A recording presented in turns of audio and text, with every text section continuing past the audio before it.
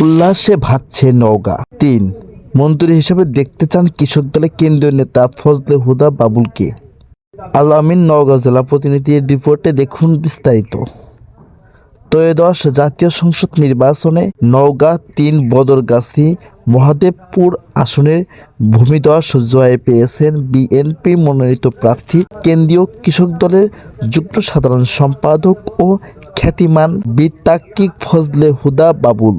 তিনি পেয়েছেন ১,৭২,৮৩০ ভোট। তার নিকটতম প্রতিদ্বন্দ্বী জামাতে প্রার্থী মাহফুজুর রহমান পেয়েছেন ১,১৩,২৬০ ভোট। প্রায় ৫১,০০০ ভোটে বিশাল ব্যবধানে জয় পেয়েছেন তিনি। জেলার সর্বোচ্চ ভোট প্রাপ্ত প্রার্থী হিসাবে নজির স্থাপন করেছেন। নওগাঁ জেলার ৬টি সংসদীয় আসনের মধ্যে নওগাঁ ৩ অত্যন্ত গুরুত্বপূর্ণ ও ঐতিহ্যবাহী বদলগাছি ও মহাদেবপুর উপজেলা নিয়ে গঠিত। এই আসনের বদরগাছি অবস্থিত বিশ্ব ঐতিহ্যবাহী সোমপুর মহাবিহার, পাহাড়পুর বৌদ্ধ বিহার এবং প্রাচীন হলুদ বিহার। হাজার বছরের ইতিহাস ঐতিহ্য সমৃদ্ধ এই অঞ্চলে কৃষিতে সমান খ্যাত। বিশেষ করে সবজি উৎপাদন এবং জিআই সনদপ্রাপ্ত নাগফজলি আমের জন্য এলাকাটি সুপরিচিত। এছাড়া সারা দেশে চাল উৎপাদন শীর্ষস্থানীয় জেলা নওগাঁর অধিকাংশ চাল কর মহাদেবপুর উপজেলায় অবস্থিত। অতীতে এই আসন থেকে ২০০১ থেকে ২০০৯ পর্যন্ত জাতীয় সংসদে ডেপুটি স্পিকার হিসেবে দায়িত্ব পালন করেছেন প্রয়াত বিএনপির নেতা আখতার হামিদ সিদ্দিকী নান্নু।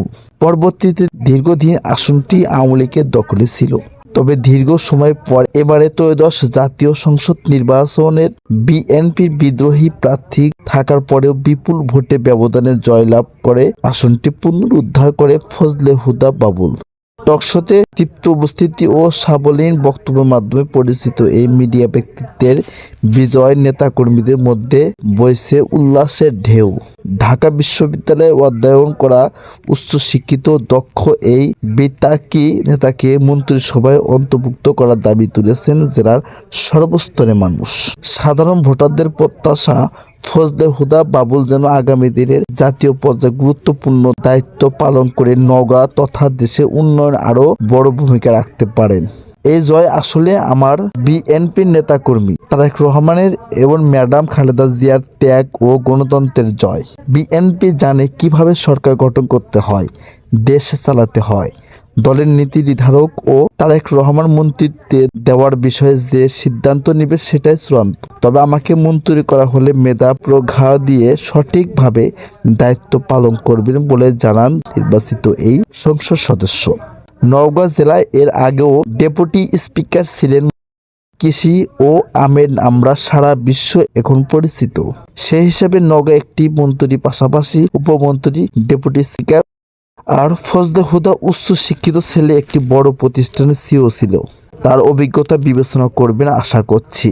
ফজলে হুদা মন্ত্রিত্ব পেলে গোটা নওগাঁ জেলায় দলের সাংগঠনিক অবকাঠামো ধরে রাখার পাশাপাশি সারা দেশের উন্নয়নের বিশেষ ভূমিকা রাখতে পারবেন।